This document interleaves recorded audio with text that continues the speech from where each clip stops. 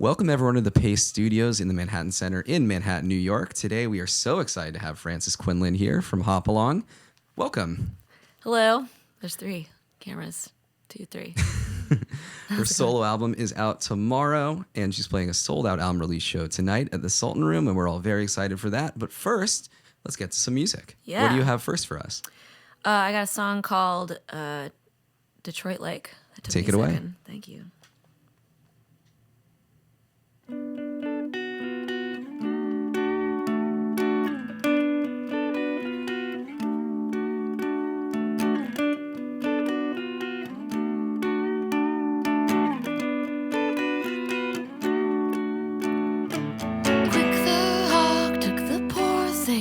Just to the left of me.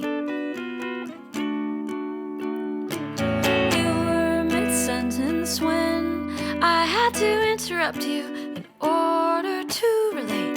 2 gray stripes flew up out of sight. The main one, the other no longer struggling.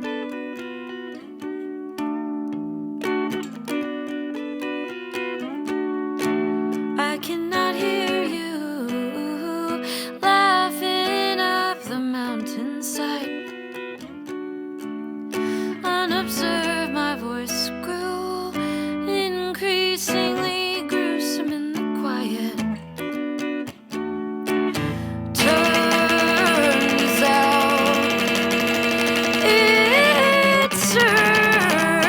out, one can lose none. Looking for witnesses, miles from all that's between us at stake. Algae blooms up in Detroit Lake, listening for my turn to come next. Leave the same as I came in, more or less.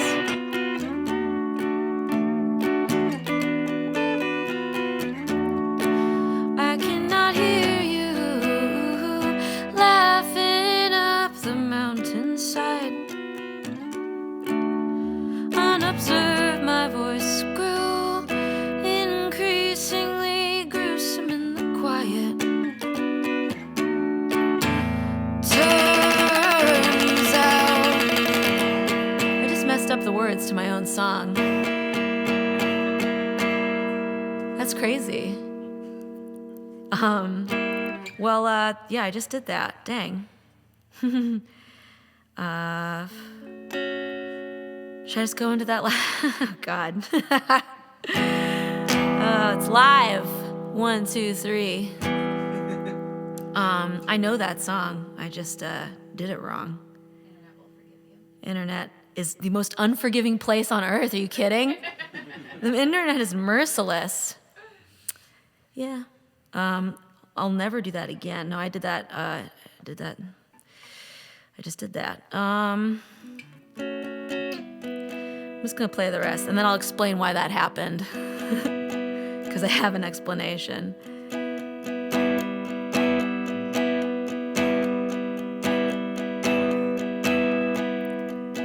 Across the table, words fly. Underdone, they rarely collide. Former wells are exhausted, so you pose the question, are pigeons ever cannibalistic? Turns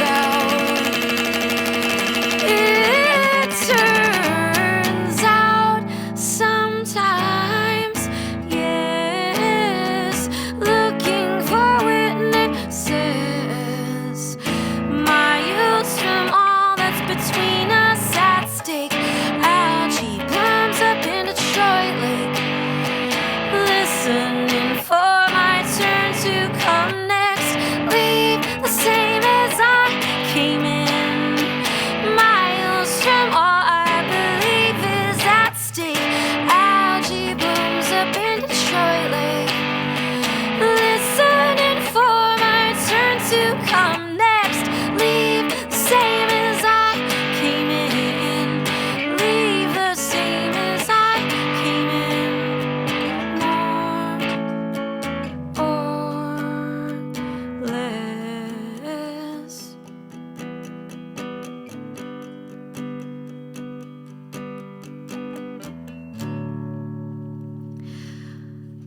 What happened there was, no. Awful. What happened was, like, in the first verse, I was like, man, I really hope I don't have any of that everything bagel still in my teeth.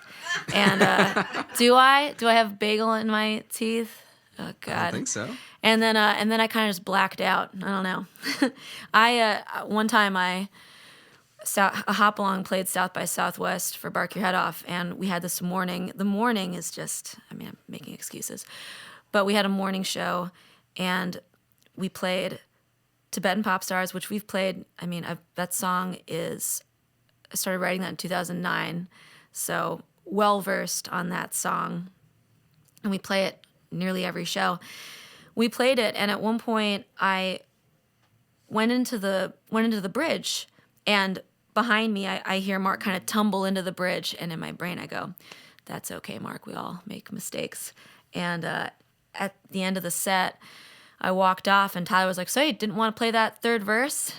And I skipped a whole verse of Tibetan Pop Stars, went right into the bridge. I was like, "Yeah, I didn't feel like it." No, it was an accident. Well, it happens to the best of us. It's all good. Don't worry about it. Just I'm curious, what do you normally think about when you're performing? Not bagels. That's the last time I have a bagel before playing. But they're so good here. You're in New York. New York, it's the water. I don't, this is always, these are still unusual circumstances for me. I haven't done too many live permanent recordings. It's such a funny thing when it's like, play the album perfectly live once, just like you do for records. No, we don't do that for records. Pro Tools is amazing. You hear about what it was like to have to splice tape and everything. By the way, the tapes in here are incredible. I'm sitting in front of a Tom Petty tape right over there. Wait, where is it? I lost it. It's right there. Tom Petty and the Heartbreakers. It's crazy. And there's tons and tons of cool stuff like that in here. Rod Stewart. Sorry. Yeah. To get back to this is a big week for you. Obviously, the solo record likewise is out tomorrow. Permanently. Permanently. Can I mention that this is permanent? But last night was also a big night for you as well. You had your first art show. I don't know if it was your first art show, but my first solo exhibition. Yeah, outside of school. Yeah. So how did that go? Better than I could have ever expected. I can't thank Selena Hotel enough for having me. And also, I forgot to mention it last night, and I want to thank my grandma and my mom for matting like nearly all of the artwork that was up. There were something like 28 pieces up. My grandma is like almost, she's in her 80s, and she's an incredible mat maker and framer, and my mom helped with that as well. So thanks to both of them for doing that. That's awesome. And you've been an artist for a long time. That's right. Any Hop Along fan has seen your artwork because your artwork is on the cover of every single record. Yes, and Get Disowned on. Well, I could say, for every record, every Hop Along, even before that. So have you been, as artists as long as you've been a musician, or as long as you've been writing songs, or what's the timeline like on both of those? I guess I would say I've been singing as long as I've been making visual art, but I didn't start playing guitar until I was 16, and I've been drawing and painting since I was very small. Little kids start out drawing and whatnot. My mom encouraged me a great deal. She took me to painting lessons when I was like 8. I have my first oil painting of my cat hanging in my house. It's a nice memory. He is long gone, that cat. That's awesome. Cool so, someone that's been an artist for such a long time, what did last night mean to you to finally be able to show your artwork as well as your music? In Chelsea, Manhattan, I kept saying it, like Max Ernst, his collages were hanging in a gallery just down the block, and to be showing work on the same block as such a legendary artist, I did not think possible. So stunned, and that people came out to hear the talk with Jillian Mapes, who's fantastic. She was lovely to talk to. Very humbling that anyone came. It was wonderful. Awesome. Well, congrats on that. Congrats Thank on the you. new record coming out tomorrow. And let's get to another song. What do you have next for us? I'm going to play the entirety of a song called Your Reply, beginning to end, no stops. Awesome. We'll take it away.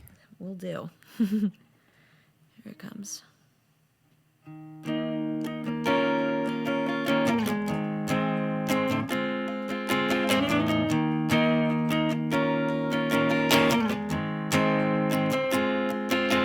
Somebody wrote tender in the novel's margins as if to remind about a precious force. In the next paragraph, the protagonist sat down on the belly of a dead horse. The author I read fell from a window, many stories high, stretching out to feed visions or a stray cat, depending on the website.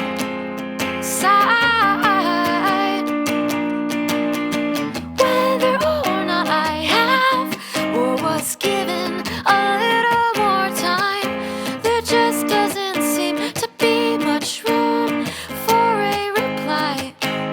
And it's possible it only belongs where it had been fine. According to John, fear softens into doubt. To what do I cling and think is mine? No reply.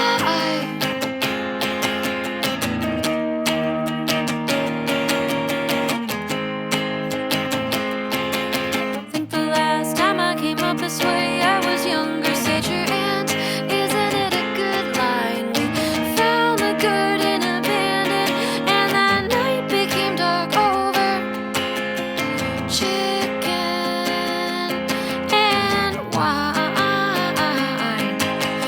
Documentarians tossing lemmings stunned over the edge. Wartime juvenile shot and martyred for the crime of stealing eggs. Yeah. Dinner, by the way, was divine. I drank the last of the coffee, waiting for you to rise. Whether or not I have or was given a little more time, there just doesn't seem to be much room for a reply. And it's possible it only belongs where it had been fine. According to John, fear softens into doubt. To what do I cling and think is whether or not I have or was given a little more time. There just doesn't seem to be much room for your reply. And it's possible it only belongs where it had been fine. According to John, fear softens into doubt. To what do I cling and think is mine? No reply. No.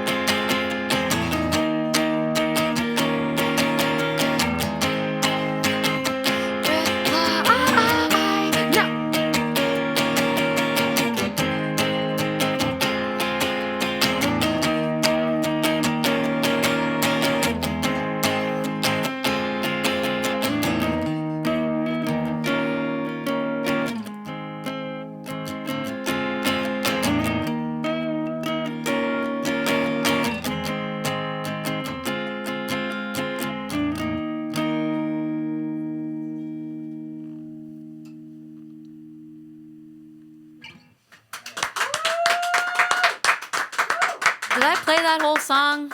Did I miss anything? Nope. Okay. It happened again. I was like, uh-oh. Well, that was great. Before we launch into the last song, let's talk about the album. We talked about the art show from last night, and let's talk about your debut solo album out tomorrow via Saddle Very Creek. strange. Yeah. Yeah, so you were talking about the process of making it with Joe Reinhardt from Hopalong. So let's speak a little bit about that. How was that different than, working on a Hopalong record? So working on a hop along record, since we are a collective, the four of us, we are as a team very thorough editors. So oftentimes I will bring a demo to the band. I'll send everybody a demo to think on, and we'll get together, and everyone will kind of hash out ideas of like what they could bring to the song. They're all obviously such proficient players, goes without saying. For this record, there was only one, in Hop Along we'll have, oftentimes, usually more than one phone recorded version of a song as we're figuring it out. We just, that helps us to solidify our parts. For Likewise, there really wasn't any of that middle section of editing and arranging. All of that happened in the studio with Joe and myself. I would send Joe a phone recording of a demo of me playing acoustic and singing, and then we would just go right into the studio and hash it out from there. So some songs change dramatically, like a song like Rare Thing or Now That I'm Back, where there isn't any acoustic guitar at all. Because going in, I knew I didn't want to just make a document of me playing an acoustic or electric guitar. I wanted to make a studio record. And Joe it's an absolute thrill to go down these like rabbit holes with him and succeed and fail with whatever insane idea I either bring to him or an idea that he comes up with on the spot. It's just an adventure. And we've been working together on records now this is the 10th year, I think. I mean, we started working on Get to Sound because he kind of officially joined Hop Along in 2013, but before that, he produced, engineered, mixed Get to Sound with us.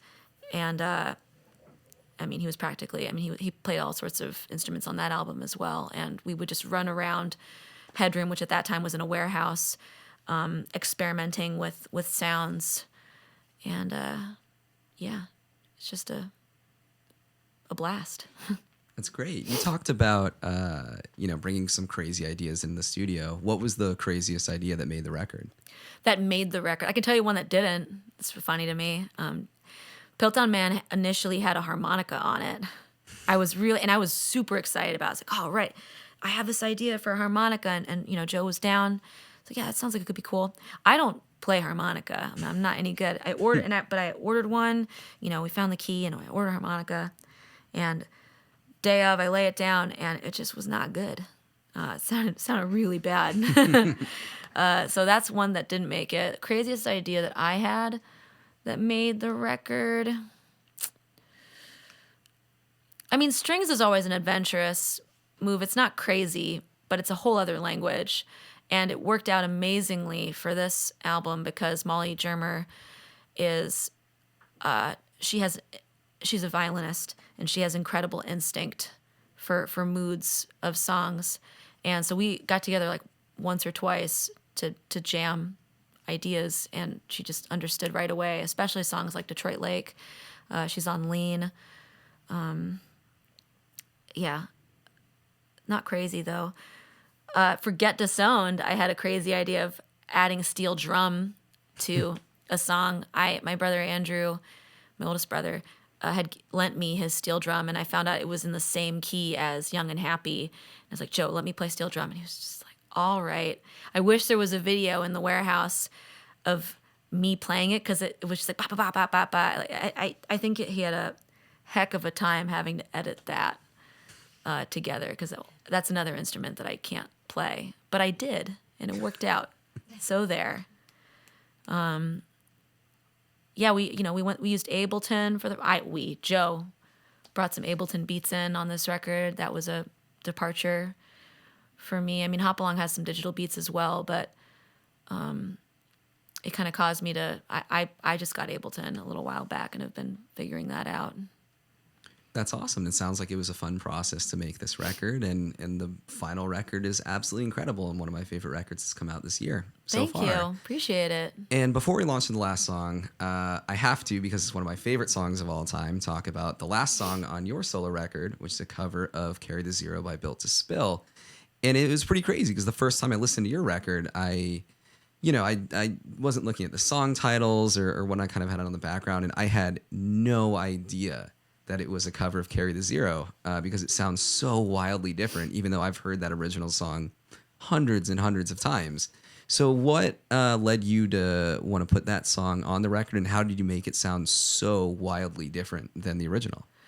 Well, actually, this is a great segue because we recorded that song. Joe and I worked on that song March of 2018. We had a couple of days to work, and we were able to lay down first Now That I'm Back, and then Carry the Zero. I knew I wanted to include that. I had been wanting to cover that song for years. I tried covering it with actually an ex like years ago, almost 10 years ago or something like that we tried to work that song out together, but I couldn't figure it out. And then it just clicked a few years back, and I loved playing it live. It's always fun when you like find a cover, because they're difficult. I mean, especially songs that you love so much, and are already perfect, as you said. I mean, Carry the Zero is a perfect song. I'm not trying to... the idea of mimicking what Doug Marsh does, I would bury myself. It would just be a disaster. It's perfect as it... No one needs to hear... I don't think, anyway. No one certainly needs to hear me try to play like Doug Marsh. It would not go well. But basically, Joe and I worked on Now That I'm Back, and we laid down my guitar as the scratch track just to get the BPM and be able to put the rest of it together and then come back to guitar. We laid that down, and then I went in and played some synths. Joe played Rhodes on it, as well as I think some bass too, recorded some percussion, and then some tremolo guitar. And at the end of that, Joe was in the control room, and he called me in, and I walked in, and he said, "Check this out." And he played it, and he just took out the first guitar, and I was just elated at how completely transformed the song was and how it didn't need... the guitar's just a vehicle for me. I am not... I mean, as much as I want to say I respect the instrument, but I don't... I play it to write and to practice what I already had written. So I'm certainly not married to it. And once that possibility was opened up, I just was, let's keep doing that. Like, let's do that from now on. And so the next day when we worked on Carry the Zero, we had that same attitude, and we went even further. And Joe came up with that Ableton beat that kicks in, that like shuffling 90s beat. I love it. It blew my mind when he showed that to me. Awesome. Well, it's one of the coolest, most experimental, imaginative versions of, one of my favorite songs of all time I've ever heard, and it's one of my favorite covers. So thank you. For wow. all of you guys, excited for the record tomorrow, that last song is absolutely incredible for when everyone who's listening to it gets there. So we have one more song. Not that one, but not that one. What do you have last for us? Last, I have the song I was just talking about, Now That I'm Back, on its original written instrument. So, see how that goes. I just want to get it nice for y'all. That'll work. Live. It's crazy. Who does anything live anymore, right? Like, It's us and SNL, and that's it, I guess. But thank you so much. The shows aren't even live. It's a hologram. No. It will be soon, I bet. Thanks so much for playing for us, and take it away one last time. Thank you for having me. This room is beautiful. It's insane to be around. There's a Van Morrison tape right there. Good Lord. Here we go. The song's called Now That I'm Back.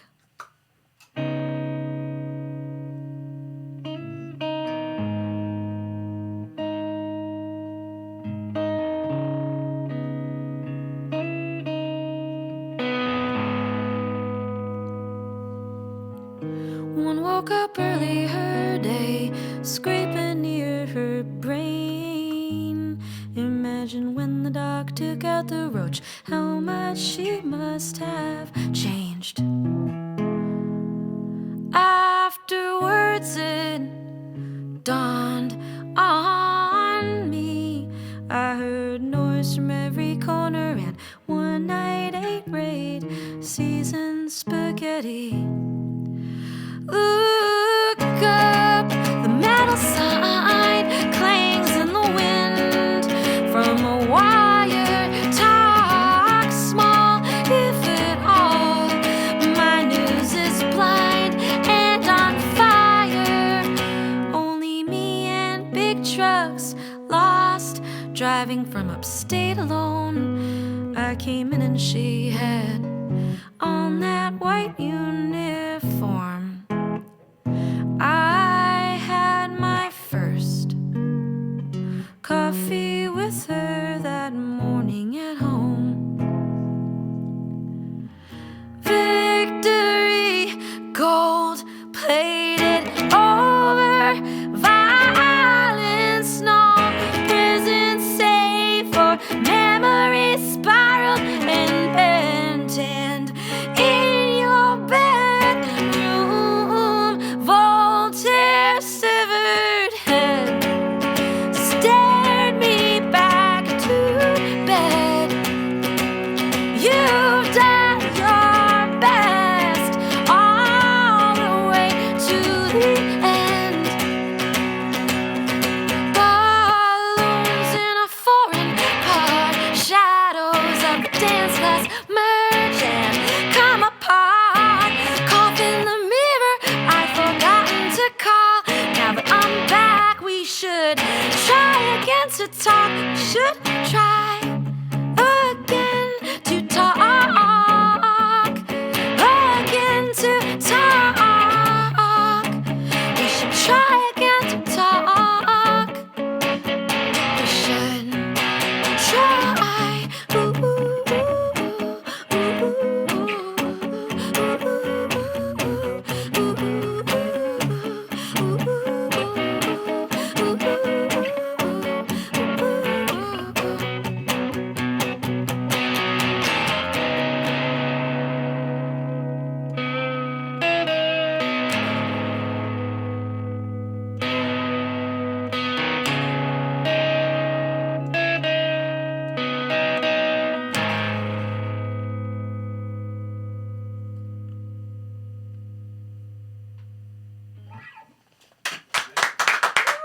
Thank you. Thanks for having me. You've just heard Francis Quinlan live from the Paste Studios in New York. Thank you so much once again for coming. Francis's Thank you. debut solo album is out tomorrow. It's called Likewise. It's absolutely incredible. And she's playing live tonight at the Sultan Room in a very sold out show that I cannot wait for. Thank you so much once again. Thank you. Appreciate it. It's wild.